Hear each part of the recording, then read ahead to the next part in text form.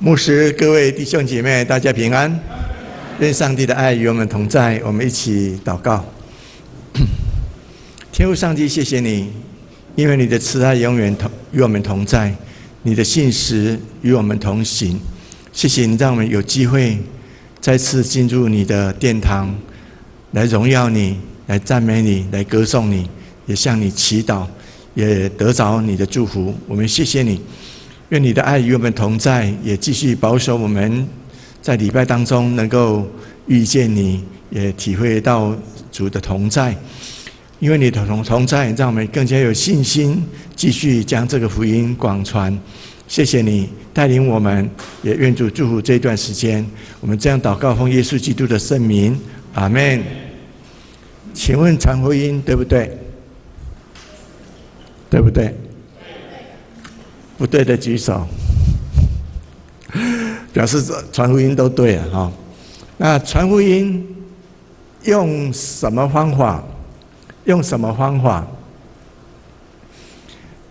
你想是可以不择手段来传福音吗？赞成的举手。用不择手段来传福音的举手。可以用不择手段来传福音的举手。可以不择手段的传福音的举手，不择手段，不择手段，把他杀死了，你要信耶稣，要不择手段，可以吗？其实不对了哈，因为我们的福音是光明正大的福音啊，福音是真理嘛，是不是？所以光明的人就走光明的道路啊，所以你要传福音给人家。请人家信耶稣哈，也要用正当的方法就是开门见山，也是很光明正大的跟人家传福音哈。所以你不要耍手段耍一些小手段，说只要他信耶稣，我都好像这个招保险有业绩一样哈主耶稣还是要看你说你的过程好不好？为什么我会这样讲？因为当你用不择手段得到他来信耶稣的时候，那他有一天也会不择手段来做很多很多的事情。那不择手段的时候，常常会造成很多的是非问题，很多的困扰，很多的难处。所以不择手段这件事情，光这不择手段这4个字，就大概你不会接受了，你不会接受了哈所以传福音也是要用正当的方法哈，正当的方法。那我为什么会这样讲呢？因为我们大众传播基金会后来有新眼光电视台，那当时我们要有这个新眼光电视台，因为新眼光电视台要上链的时候，当时是1年要1亿的预算1亿哈。但是我们没有那么多钱我们是希望说政府给我们那个公益电台，那公益电台就不用钱公益电台就不用钱。那个时候，因为其实在这个电视节目、电视这方面呢，是8大行业在主导8大行业我们知道说8大行业包括很广，但是有很多都是这个黑白两道都有的尤其是黑道很喜欢这一区块因为这个是很赚钱的行业。那当时有基督徒他是因为黑道来信主，但是他这个区块也是很熟悉。那换句话说，就是希望说我们跟他讲说，希望能够也上这个节目但是他说好啊，可以但是我将那个Good TV 把它拿下来让你们上去那好像一般来讲说，我们只要有可以上链就好了，可以上去就好了。但是当时因为我当时也是新眼光的这个常董当时大家的决定就是说，我们要传福音，也要用正当的手段、正当的方法他们要把 VTP 拿下来，让我们上去。我们就跟他讲说，你如果要我们上去，那我们很高兴，但是我们也上去，他们也可以保留，不一定他们要下来，但是他们决定就是说，他们要下来让我们上去。但是我们的决定就是说，我们宁愿不上去，让他们上去。所以这也是符合我们长老教会的精神就是容神益人的那种精神。所以有时候我们在传福音的时候，也需要有正当的方法。那今天我们刚好我们的教会可以说是一个宣教的教会。那今天我所选择的这个圣经节和这个题目，也只是跟宣教有关系，带领人信耶稣。那因为上一堂我谈到的部分呢，就是主耶稣在约翰福音的作者在约翰福音这一段里面呢，在耶稣呼召门徒的部分跟符类福音不太一样，不太一样。那跟符类福音不太一样。那但是这就是说，在传福音的这个区块呢，前面我们在看的都是有人将他的门徒，还是一个人介绍一个人给耶稣知道。所以换句话说，跟我们现在说101传福音的方法是很雷同。所以约翰福音的这个传道的方法就是跟我们现在在101的传福音的方法是比较雷同所以约翰福音前半段很多的邀请人来信耶稣跟随耶稣，后来成为耶稣的门徒，都是一个人带一个人，还是像施洗约翰有介绍他的学生来跟随耶稣介绍去的跟随耶稣的，然后又将他的弟兄又介绍给别人来信耶稣。那换句话说，其中有一个就是到拿但业，这个拿但业他信耶稣也是很奇妙就是腓利邀请他来信耶稣这个来信耶稣也是他介绍，然后主耶稣跟他如何对话。这是以下我们要分享的，就是说这个拿但业跟耶稣对话的这个过程。那我们从他们的对话当中来学习说，我们要如何做传福音的工作做传福音的这种过程那传福音不是一直将人带到留在自己的身边有人介绍拿但业跟耶稣认识了，他就把拿但业交给耶稣，不是说这个人是我领他到教会来他就一直在我的旁边帮助我好像做我的小弟一样不是，就是当你把他带到教会来，就赶快要交给耶稣。因为为什么不赶快交给耶稣是很危险的，因为他在这个教会里面只有认识你。那有一天你因为工作，因为很多状况离开这个教会或许工作，又或许是因为很多原因离开，他不认识其他的人，那就很危险他可能说因为你离开了，他也跟着离开了还是说因为我年纪大了，还是我突然间上帝蒙主恩召了，那可能他没有认识其他人，他觉得说好像没有归属感一样。所以当你将一个人带到主耶稣面前来的时候，要尽快将他带入小组，带入这个团契，然后带入这个造就班带入为什么？因为让他跟教会的牧师、长子、弟兄姐妹有更多人的认识。那人有一点自私说我带领他来他怎么现在不跟着我？但是不是要跟你，是要跟耶稣所以你看人家把拿但业带到耶稣面前来的时候，那就让耶稣跟拿但业做对话了他就退开了所以很安心的把你带来的人交给耶稣。因为在牧会的过程里面，常常有很多到教会来没多久就受洗，受洗完了以后呢，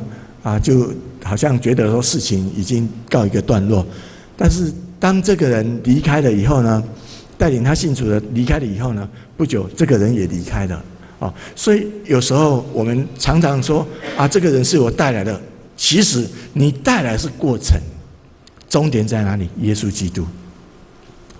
所以这个很要紧。所以我们看这个耶稣和拿单业的这个对话这是一段非常典型的内在心灵透视性的对话，真心对话，不是辩论这个很要紧这个从这个阶段，你看主耶稣跟他的这个对话当中，你去看到说，耶稣跟其他的人在对话，跟耶稣跟拿单业对话不太一样，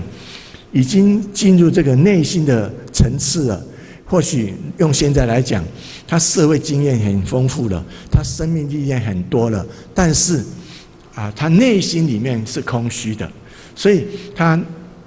透过你跟他心灵的对话这样的话，让他能够感受到你真心的对待他觉得他的灵魂很重要，他的真心很重要所以这个不是辩论那这个当中，我们就看到耶稣和拿单业的这个对话，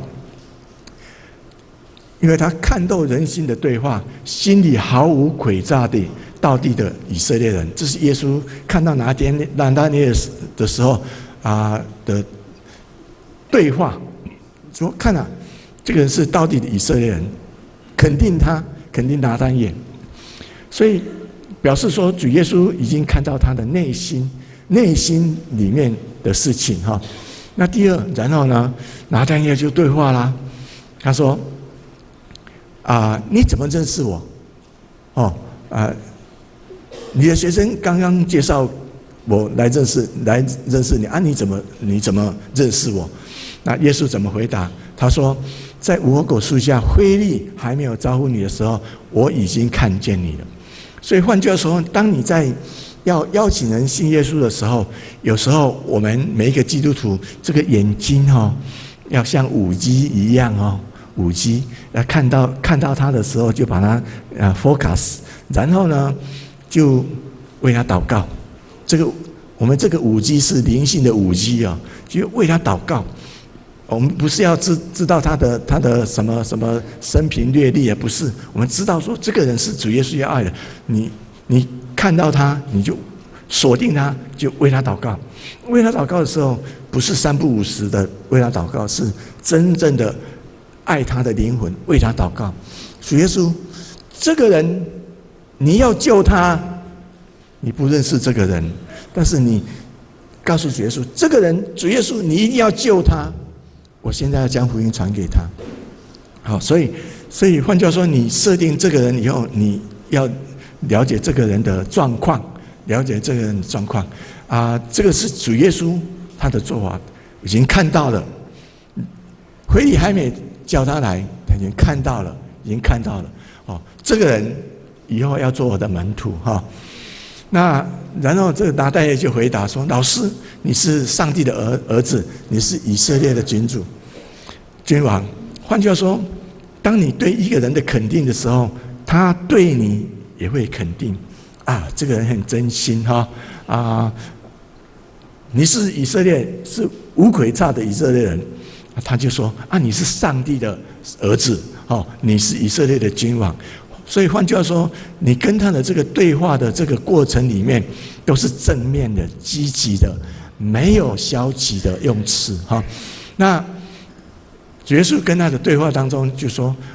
我郑重告诉你，你要看见天敞开，上帝的天使在人子身上上下往来。”主耶稣跟他的对话里面，就让他更进一步。你跟我接触了以后呢，你会更进一步的看到很多很多你眼睛以前没有看过的，耳朵你以前没有听过的这些奇妙的事情所以你看到主耶稣跟这个拿单业的这个对话那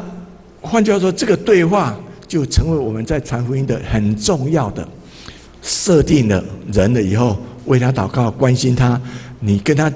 见面的时候，要积极正向的跟他对话，当然，在这个过程里面，你为他祷告以后当然你也稍微也要了解说他的状况不是说哇他的状况我没有办法跟他讲我就打退堂鼓，没有，主耶稣让他遇到你，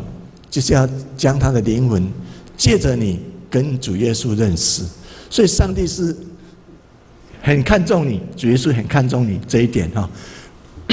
那在约翰福音里面有接着另外一个段落，就是主耶稣要人认识主耶稣常常是渐进式的，所以主耶稣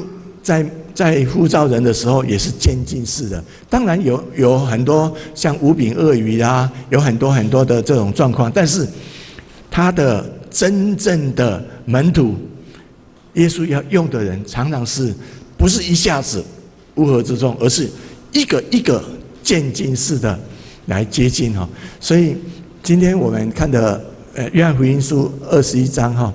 是耶稣亲自呼召的这个门徒亲自呼召的这个门徒，那主耶稣就很用心来看这些事情约翰和马太、马可、路加这个符类福音和符类福音不一样的陈述耶稣呼召门徒的过程。使徒约翰认为门徒在这个时候才是耶稣呼召门徒真正跟随他的开始，因为这些门徒是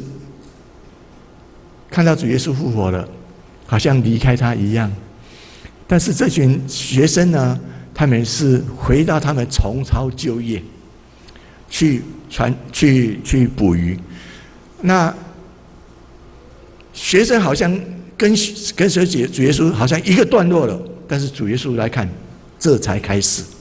那我们就从这才开始来看以下的这个陈述认识耶稣的本性和实践的模式。有时候我们要传福音的时候，我们本身要认识，要让他也能够认识主耶稣的那个本性和实践的模式。第一件事情就是耶稣扮演仆人的角色，应验旧约以赛亚的预言。换句话说，旧约就告诉我们说，这个主耶稣的出现，这个弥赛亚的出现是以赛亚就预言世人将要仰望寄望这位以仆人出现角色的这个弥赛亚。我们就知道说，这个主耶稣来了，他本身不是一般人想要的为君为王，是要成为仆人的角色来出现。那这个刚好在马太福音所提到的这个以赛亚是42章1到3节就应验了这一句话应验了这一句话。看了我所拣选的仆人，我钟爱他，喜欢他，我要把我的灵赐给他，他要向万民宣告我的审判，他不争辩，不喧嚷，也不在大街上叫喊。这是12章17节到21节马太福音，但是在以赛亚就有这一段经文所以换句话说，在以赛亚的预言，这个仆人要出现，我们要敬拜，我们要带领人来信耶稣的这个耶稣，他的本性就是仆人的角色，所以我们要做一个带领人来信耶稣的这个人，你也要学耶稣的那个仆人的角色，仆人的角色。耶稣不只是旧约的预言，而是耶稣来了以后呢，他以身作则，耶稣扮演起为门徒洗脚奴仆的角色。这是要带领人信主你本身要扮演耶稣这种奴仆的角色来带领人。那我们就继续看20章27节所提到的这是耶稣要领受父上主的权柄之前的模式来回应他的教导。马太福音说，谁要居首的，谁就做你的奴仆。所以马太福音里面提到说，耶稣就用奴仆的角色出现在众人面前约翰福音所提到的耶稣知道父亲已经把一切的权柄交给他，他知道自己要从上帝回到上帝那边，所以他就拿起毛巾来洗门徒的脚，用毛巾来擦干。所以他扮演最后晚餐的那个奴仆，洗脚的奴仆的这个角色。其实这个角色照理应该是彼得要扮演，因为彼得坐的那个位置刚好就是仆人给人家洗脚的那个地方啊，没想到这个彼得电洗就是有看见没有，当作没有看见一样结果耶稣就起来扮演这个奴仆的角色我们就看到说，彼得反而问他说：“你不可以洗我的脚，但是主耶稣告诉他说：“我现在所做的，你不晓得，日后你就知道。”所以当主耶稣在跟这些学生在相遇的时候耶稣所扮演的这个奴仆的角色就是这样来的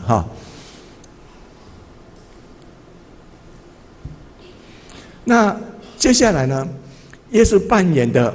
角色就是早餐仆人的角色。刚才是最后晚餐奴仆的角色，那现在是扮演早餐仆人的角色当过妈妈、当家庭主妇的人主妇都好了，有时候你要起来煮早餐不太容易要比别人早起来有时候我也会担任家庭主妇啦。我担任家庭主妇以后，我才发现到说，这个当家庭主妇不容易，要比别人起得早人家吃完饭了以后呢，还要比别人慢收手，你要整理一下，要洗碗筷然后才可以放手。所以当早餐的仆人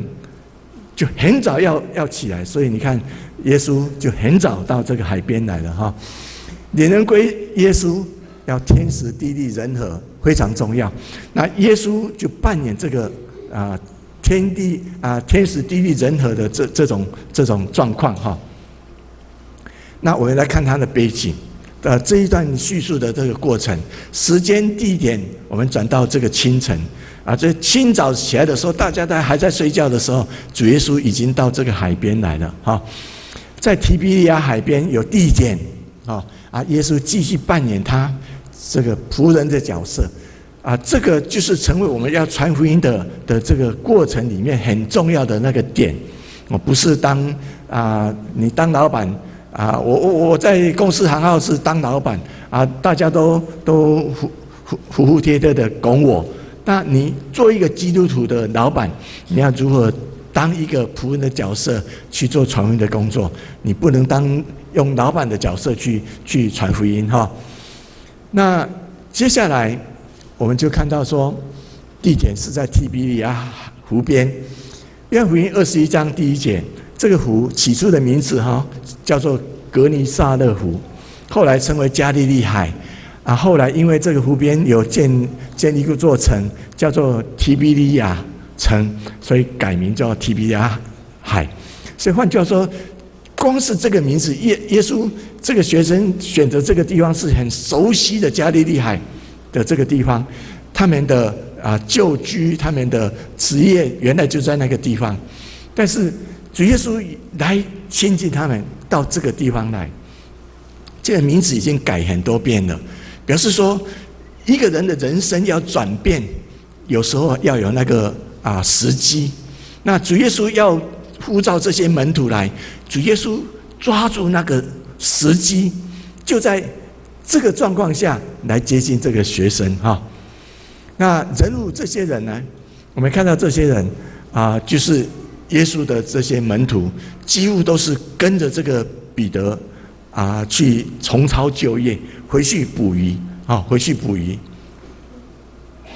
里面有提到2个门徒，那这个2个门徒没有写名字，那大概就是比较广泛的在提到说，好像就是每一个基督徒都是主耶稣的这个门徒一样。所以换句话说，主耶稣接近的就是每一个人都有机会成为这些门徒去做传福音的工作那时间呢太阳刚出来的时候，清晨，表示说主耶稣很早就起来，可能先到山里面去做祷告，以后就到海边来了。那这个情境，清早吃早餐的时间这些学生的状况怎么样？门徒已经失去老师了，心力憔悴，恐惧心慌。他们本来想说，借着工作劳碌来忘记他们失去老师的这个事情，所以就去打鱼了。没有想到整夜没有捕到一条鱼。那这个时候正是，如果累还不要紧，有抓到鱼还好。那现在累了又没有抓到什么鱼，那这就是很难堪的事情哈。所以就是疲倦、失望、失落、肚子饿、无助、无奈的这种状况。那主耶稣刚好在这个时间点切入。那这个切入就是他们的需要人关心的那种状况。所以当一个人很需要人家关怀，他工作家庭有很多问题的时候，那个可能就是你切入的那个状况。切入的时候让人认识耶稣的开始，就从问候、关心、怜悯开始。耶稣开始关心这些他的学生说：“朋友，你们捕到鱼没有？朋友，你们捕到鱼没有？”他用这个称呼，用朋友，许多翻译文都翻译作孩子们。这个派迪亚的派迪翁这个字孩子们，但是意思就是小孩子，但是有几种意思啦哈。这派迪翁有很多意思，就是7岁以下的像我们主日学学生一样哈。其实主日学学生要他们去带领朋友来信主哈，也是很快。因为我记得我小时候在国小的时候，也会带领很多的我的朋友到教会来，那有人信耶稣了所以有很多状况就是不是年龄的问题。那最后更贴近这个原意的，就是说正接受培训的孩子，正或训练中的小孩，还是训练中的基督徒。所以换句话说，这些主耶稣在说孩子们，这些孩子就是在接受训练的这些人。就是主耶稣来招呼他们第二呢，我们就看到说，你们捕到鱼没有？耶稣关心的就说恁吃饱不？恁有吃饭不？恁吃饱不？那有其他的翻译和本就翻译说你们有吃的没有？那吕正中翻译本说你打着了下饭的东西没有？巴克里的翻译是细囝。你有米配无？你有吃的没有？你吃面包有没有那个其他的东西来配这是不过在这个翻译当中，吕正中的翻译本比较接近原意就是与面包一同吃的任何东西，特别是鱼和肉有面包也要鱼也要肉来一起吃所以我们就发现到说，主耶稣的这个问话刚好是看出主耶稣的那种怜悯的心。当然，主耶稣怜悯的这个心，在旧约的新约的圣经里面有很多。他不管是对人任何一个人都有怜悯的心。他看到人就有生出怜悯的心出来那最近我在马家国中教书法课。那在教书法课的这个过程里面呢，原因就是因为有一天我跟我吴牧师师母去找这个书法老师，他就讲说他在教书法课，那教书法课的时候，这些学生都动来动去都从开学到现在都没有椅子，都没有屁股，都没有坐过椅子那学书法怎么都站着走来走去他就很伤脑筋他就想说特别有一个学生那这个学生他是在平地所有的学校都拒绝他去上课，然后呢就把他送到这个原住民的这个学校来。他送去的时候，他更难过，就是这个跟他的族亲都不一样的，而且他也有那种想自杀的倾向。那个时候呢，吴牧师就有那种怜悯的心说如果有一天有人去关心他，那可能这个孩子会变好。那在这种状况下，那后来这个老师就又请另外一个同学一个学生去教，那个学生也回来报告老师说不行我已经战死沙场了，没有办法再教这些学生了。那后来刚好那一天我去找我们的老师的时候，那我们老师是说我们已经被砍掉2个了那现在看你有没有那个胆量这个就交给你们，换你们去我说我们可以吗？他说没有问题你们去我们去。我说要去这个是要试试有没有胆识要不要去但是从那个时候，因为吴牧师有那个感动，就怜悯的心，说这个孩子如果有人去关心的话，那多好。在这种状况下我们就答应老师了，就去。从那个时候开始，我们就为这一班的同学，这个课程的同学祷告，为老师祷告，为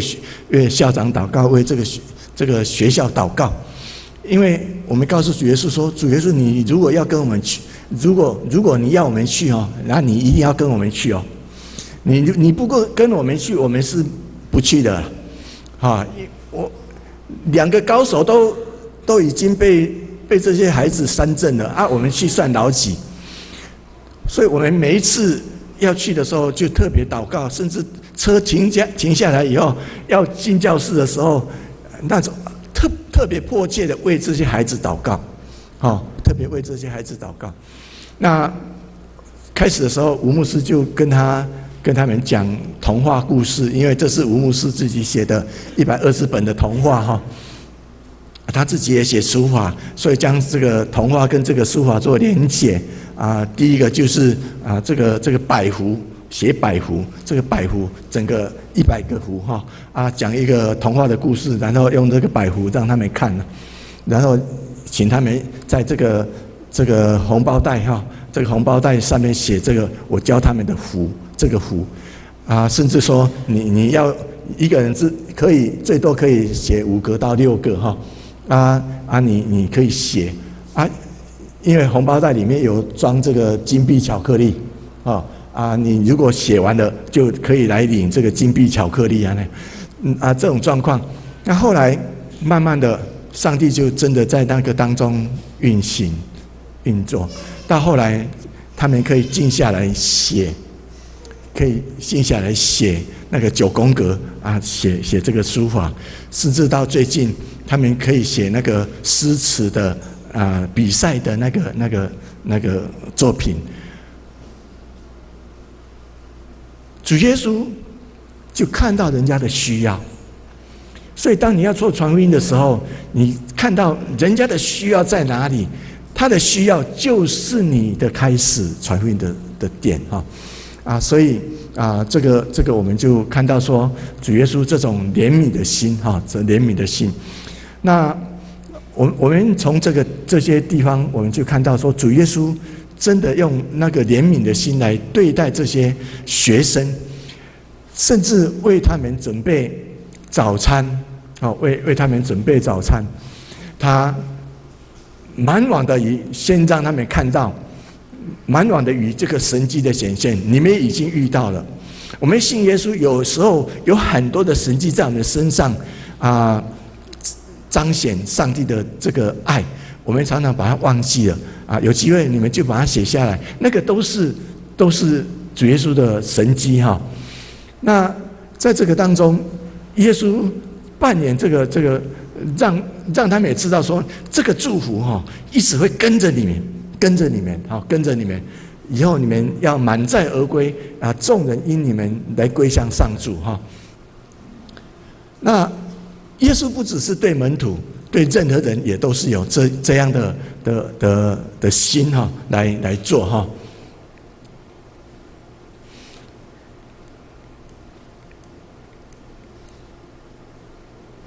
那耶稣呢，实际的行动在服侍这些学生，他让耶稣以实际的行动来供给服务。你要去传福音的时候，你要扮演这个奴仆的角色来关心这件事情。开始就从预备早餐开始，亲自起炭火、烤鱼和饼，来做这些工作。我们姑且不要说他的鱼去哪里抓的他的饼去哪里拿的，反正主耶稣就是神嘛。你要鱼要饼有什么问题？但是接下来你就知道，主耶稣就邀请门徒参与补充食物。我们以为说主耶稣给我的东西，我怎么又要分给别人？你知道，主耶稣绝对不会拿你的东西啊。这些鱼是哪里来的？153条鱼里面当中，你抓几条来而已啊。所以将上帝给你的，你再分享给别人。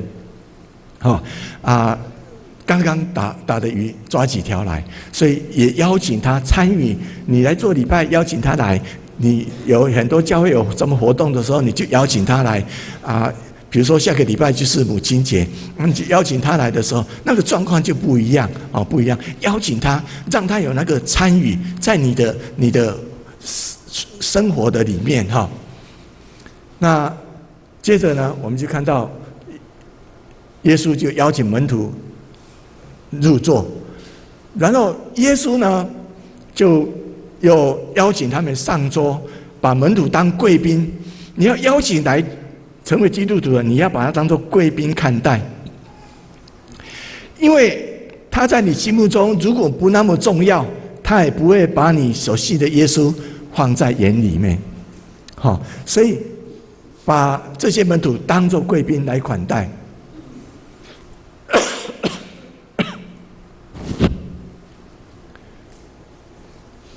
另外呢，我们就看到主耶稣扮演那个很热忱的这个服务人员来为这些门徒准备很多东西分给他们鱼啦，分给他们的那个面包。所以换句话说，你要扮演一个热忱而且愿意服侍你所要带领人的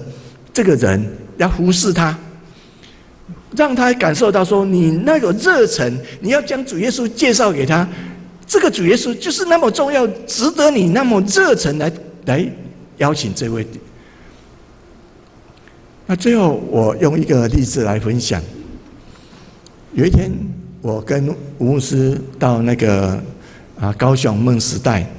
那梦时代里面有一家是大巴去那边开设的那个海产还是料理店。那我们也是第一次去到那个店当我们去的时候，就发现到说，其中有一个人蛮热忱的，他看东看西，看你的需要甚至那些服务人员就很自然的拿这个盘子给你，递给你，还是东西给你，甚至要上厕所的时候，就会告诉你说这个往哪里走，怎么回来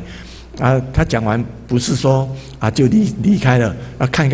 你真的有没有回来有的人是没有方向感嘛，也看你有没有回来换句话说，他就是这样的热忱的款待这些客人。做一个要传福音的人，你有那种热忱在善待你要带领的这个人，把他当作贵宾来善待他的时候，我相信你的带领人一定会成功。所以主耶稣带领这些门徒，他这样的带他们的时候，这些门徒到最后就是愿意为主来牺牲主耶稣的12个门徒当中，犹大除外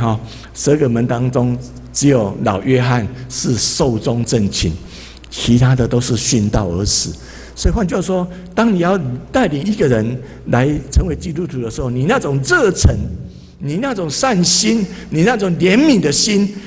要跟主耶稣一样的那种连结。那如果这样的话，我们带领人的时候，他会因为看到你而成为一个基督徒。我相信我们的富强教会，